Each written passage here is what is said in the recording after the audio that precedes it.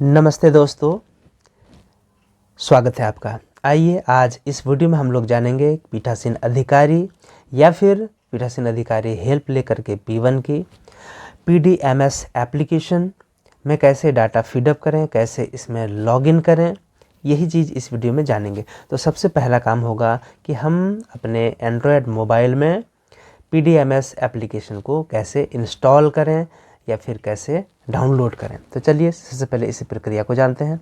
सीधे आपको मैं ले चलता हूं प्ले स्टोर। ये है प्ले स्टोर। यहाँ आपको दिखेगा सर्च बटन, उस पर क्लिक करें और यहाँ पे ऊपर में सर्च बार में टाइप कर दें इलेक्शन मैनेजमेंट कोडरमा। इतना करेंगे और थोड़ा सा नीचे आएंगे तो आपको ये एप्लीकेशन दिखेगा। ये देखिए, ये एप्लीकेशन आपको दिखेगा। इस पर आप क्लिक करें और जहाँ पे ओपन लिख रहा है वहाँ पे आपका इंस्टॉल लिखेगा, आप उसको इंस्टॉल कर लें। बहुत छोटा सा MB का ये एप्लीकेशन है, 5.15, ठीक है, 5.15 MB का ये एप्लीकेशन है। इस तरह से आप उसको ओपन कर सकते हैं। ये हुआ प्ले स्टोर से ओपन डाउनलोड करने के लिए। यदि आप चाहते हैं कि क्रोम ब्राउज़र या गूगल से डाउनलोड करें तो वहाँ से भी आप बिल्कुल आसानी से कर सकते हैं। चलिए मैं आपको वहाँ दिखाता हूँ।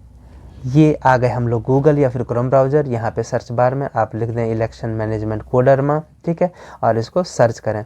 इस तरह से सर्च करेंगे, पहला पोर्टल ये दिखेगा, दूसरा पोर्टल ये दिखेगा और तीसरा गूगल प्ले को लेकर के यहाँ पे आपको दिखेगा। इस पर आप टैप कर दें, क्लिक करें।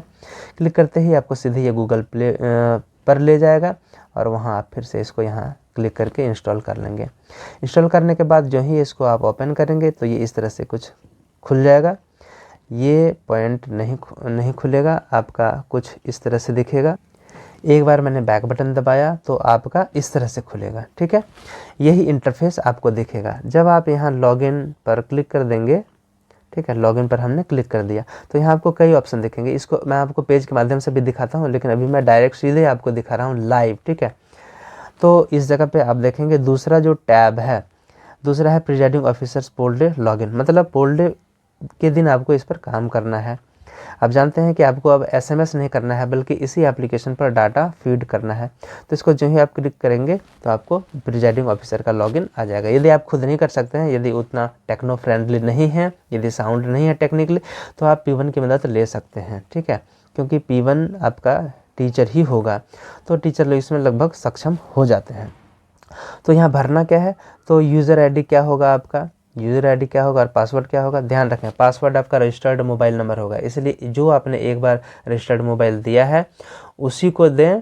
और स्ट्रिक्टली यदि मोबाइल नंबर आपका चेंज हो गया है तो उसको आप सही ढंग से उसको, जब आप अपीयर होते हैं ट्रेनिंग में, तो वहाँ आप यदि गलती वहाँ है मोबाइल नंबर लिखा हुआ तो आप उसको सही करके भर दें, समझ गए।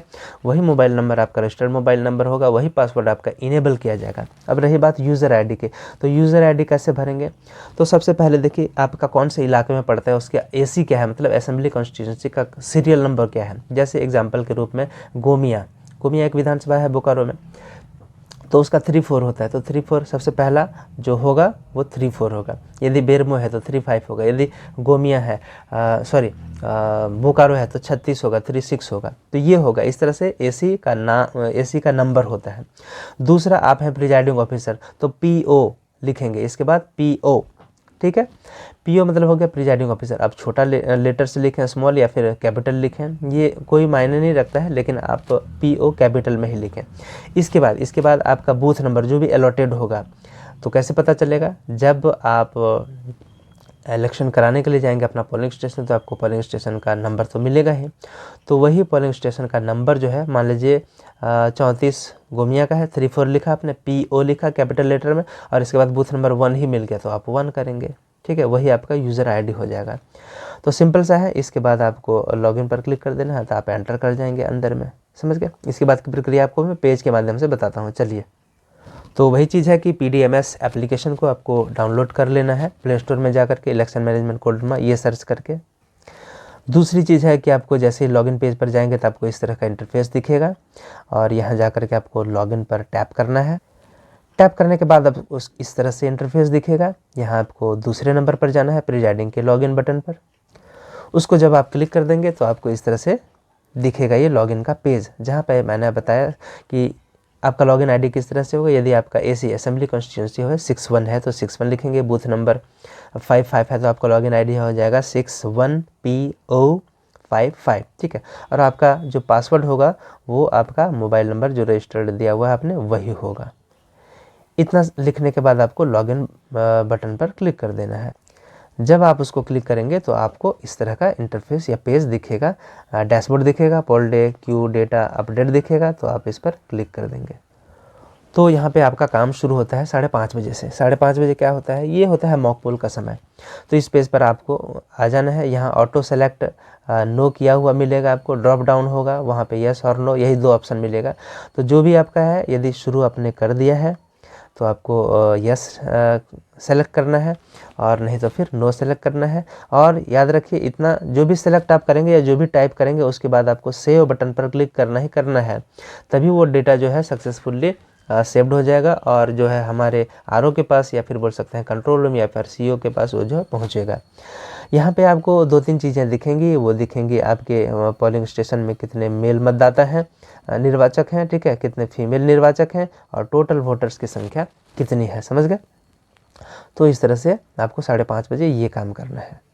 फिर जैसे 1 घंटा होता है, इसमें आपको CRC ऑफ मॉक पोल शुरू हो जाता है, ठीक है। तो 6:30 बजे आपको इस पेज पर आना है। यहाँ ऑटो सेलेक्ट नो किया हुआ मिलेगा। इसके बाद आपको ड्रॉप डाउन पर क्लिक करके यस सेलेक्ट कर लेना है, फिर सेव बटन को क्लिक कर देना है। इसी प्रकार से आपको 7 बजे इस पेज पर आना है और ऑटो सेलेक्ट यहाँ नो किया हुआ मिलेगा, उसको ड्रॉप डाउन में क्लिक करके यस सेलेक्ट करके आपको सेव बटन पर क्लिक कर देना है कि हाँ, मेरे यहाँ जो है पोल जो है, मैंने मतदान शुरू हो गया है 7 बजे। अब जो है 7 बजे से 9 बजे तक की वोटिंग हो जाने के बाद 9 बजे आप फिर से लॉगिन करेंगे। लॉगिन करने के बाद आपको ये पेज दिखाई पड़ेगा। यहाँ आपको पूरे 2 घंटे में हुए कुल पोल किए गए वोटों की संख्या डाल करके सेव बटन पर क्लिक कर देना है, समझ गए। ध्यान देंगे, 7 बजे से 9 बजे 2 घंटे, हर 2 घंटे में ये आपको काम करना है। ठीक इसी प्रकार जब अगली बार आप फिर लॉगिन करेंगे तो वो 11 बजे, मतलब आपको चूँकि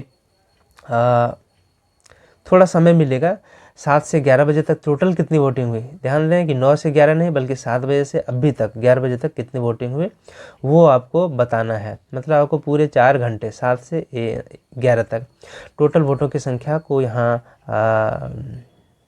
इस जगह पे देखिए, यहाँ पे आप लिखेंगे, ठीक है। यदि मेल और फीमेल के रूप में रहेगा तो उस तरह लिखेंगे, यदि डायरेक्ट रहेगा तो आप डायरेक्ट लिखेंगे, समझ गए। तो इस तरह से लिखने के बाद आपको सेव बटन पर क्लिक कर देना है।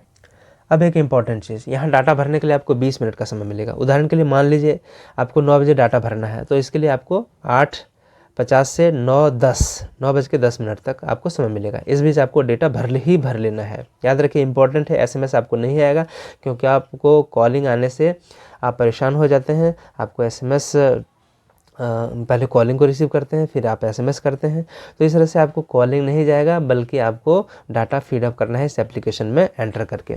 ध्यान देंगे, यदि आपने नहीं किया डेटा फीडअप तो आपको बल्क मैसेज आएंगे।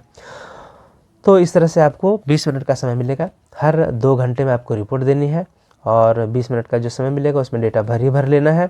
यदि कहीं गलती हो जाती है डाटा भरने में, यदि आपको 60 लिखना था आपने 6 लिख दिया तो टाइपिंग मिस्टेक हो गया, तो आपको उसी 20 मिनट के दरमियान जो आपको समय मिला है, याद रखिए 20 मिनट का समय आपको मिला है, उसी दरमियान लॉगिन करके फिर से उसमें डेटा सुधार कर सकते हैं।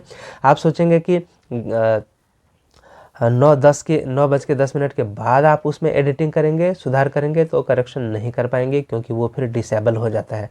अगला पेज या फिर अगले समय का जो पेज है वो इनेबल हो जाता है, पिछला पेज डिसेबल हो जाता है, ताकि उसमें कोई छेड़छाड़ नहीं कर सके, समझ गए। और इस तरह से वोटिंग समाप्त हो जाने के बाद आखिर में आपको पुरुष और महिला का फाइनल वोटिंग डेटा अलग अलग भर करके जमा करना है। देखिए, यहाँ पे आपको मेल एंड फीमेल और हो सकता है ट्रांसजेंडर का भी एक ऑप्शन मिले।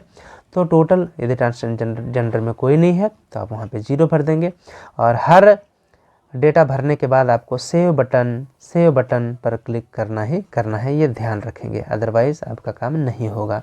मतलब जिस सेव बटन दबाएंगे और आपको लिखेगा सेव्ड सक्सेसफुली। तो यही थी प्रक्रिया। इरिटेट नहीं करने के लिए अब SMS नहीं होगा, बल्कि आपको अब PDMS poll day data monitoring system application में आपको डाटा फीडअप करना है। तो वीडियो पूरा देखने के लिए आपका हार्दिक धन्यवाद। मिलते हैं अगले वीडियो में फिर कोई नई जानकारी के साथ।